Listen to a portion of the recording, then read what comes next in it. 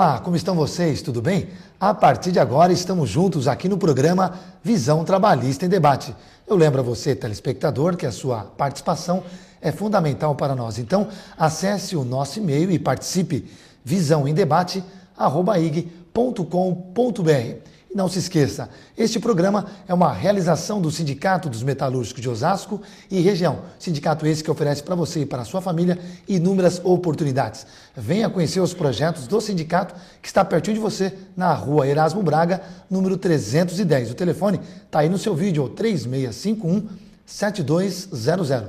Ligue, se informe e conheça mais os projetos do sindicato. O nosso convidado de hoje é um ilustre, conhecido nacionalmente, um homem popular, querido por todos. Cantor, deu início à sua carreira política em 1982, quando foi eleito deputado federal com a maior votação da história do país, 503 mil votos. Em 1994, foi eleito pela segunda vez como deputado federal. Reiniciou em 1996. E neste mesmo ano foi eleito vereador no Rio de Janeiro. É vereador por São Paulo atualmente, pelo partido, pelo PR, né? E também pela segunda vez consecutiva. Estou falando do ilustre, iluminado, Agnaldo Timóteo. Agnaldo, seja bem-vindo aos estúdios da TV Osasco e obrigado por ter aceito o nosso convite. Obrigado, Eduardo. Olá, senhoras e senhores, meus cumprimentos, meu abraço fraterno. Quando se fala em sindicato, sempre tem alguma coisa identificada comigo. Eu sou um operário desde 1950, eu tinha 14 anos e eu estou aqui ao seu inteiro dispor. Tá legal. Para Obrigado. que você queira saber um pouco da vida desse operário, desse trabalhador. Legal, obrigado. O jornal Estado de São Paulo, Agnaldo, publicou uma matéria citando que na Avenida Paulista tem ocorrido pequenos furtos por adolescentes que se utilizam, que é aí que chamou a nossa atenção, de bicicletas e patins para cometer esses delitos. Este perfil está associado, nós acreditamos, à classe média. Não sei se você vai concordar. Será que a classe média está perdendo o controle e está ficando desesperada com relação à violência, Agnaldo? Eduardo, eu não sei se foi 2004 ou 2005. Eu era deputado federal, 503 mil votos de um eleitorado de 6 milhões. Porque também tivemos o Enéas com 1 milhão e 600 de um eleitorado de 23 milhões.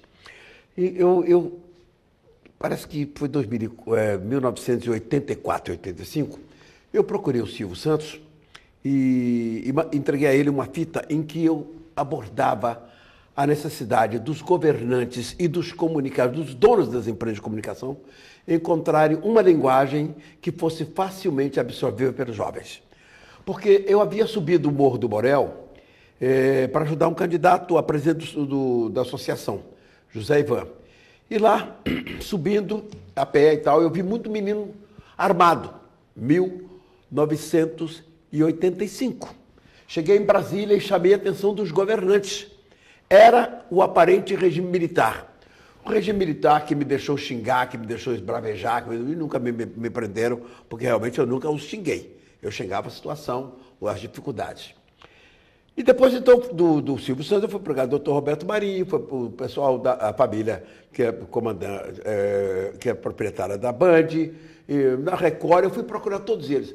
É preciso encontrar uma linguagem para os jovens. Isso não aconteceu. E hoje a situação é muito mais dramática. Porque hoje você vê um menino de 13 anos com uma 45 na cintura. Não é a classe média. A classe média tem cometido muitos erros no Rio de Janeiro, aqui também em São Paulo, por causa do envolvimento com drogas.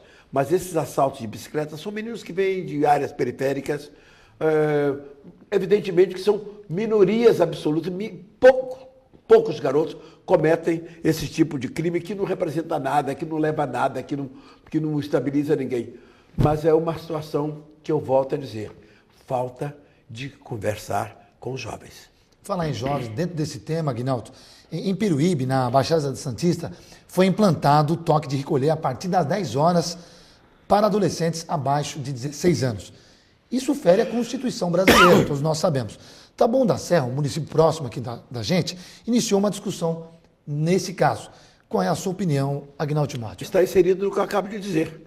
Você não precisa proibir os jovens, você tem que orientar os jovens, dizer a eles que acreditem no futuro, que se preparem para o futuro, e que ambicionem vencer na vida, para que amanhã depois tenha família, seus filhos, e que vivam com dignidade, mesmo como se vive como pobre, você pode e deve viver com dignidade. Você tem o básico para ter uma vida digna.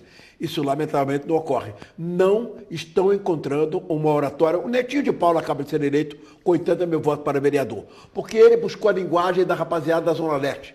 Ele falou com os manos, a linguagem que eles entendem. É preciso que nós, de uma maneira mais coletiva, é preciso que nós, os governantes executivos, que todos nós encontremos a linguagem que o jovem entenda, para que ele nos respeite e para que eles se respeitem. Aguinaldo, dentro desse raciocínio, você falou de linguagem, falar a linguagem do povo.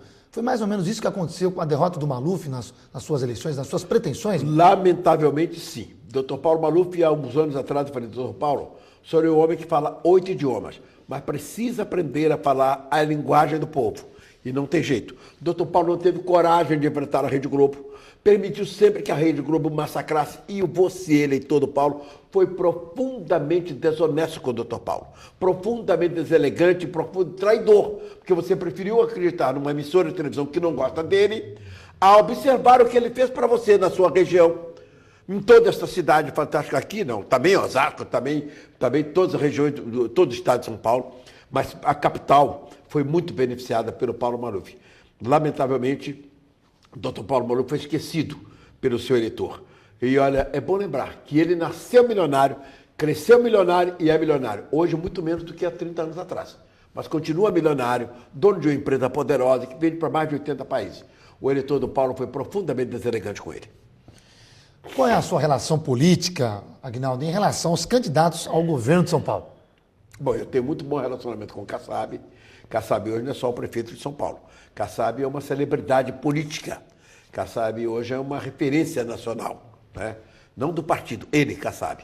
E o Serra, sempre que nos vimos, ele me trata com muita reverência, com respeitabilidade, e eu, evidentemente, não sou diferente. Ele é um governador determinado, audacioso, competente, está provando isso, fazendo obras fantásticas. Então, o meu relacionamento é bom com aqueles que nos respeitam. E os dois homens públicos nos respeitam, o Serra e o Kassab. Nós estamos recebendo hoje Aguinaldo Timóteo. Mas está faltando uma coisa, viu? Pois não. Está faltando uma coisa. Prometeram e me deram o cafezinho. E eu estou com a garganta terrível aqui. Olha, que puder, manda um cafezinho pro crioulo. Então vamos fazer o seguinte, nós vamos para um breve intervalo, para o Aguinaldo tomar seu café com a sua torradinha, e já voltamos para o segundo bloco. Fiquem conosco, não saiam daí. Por favor, voltamos já.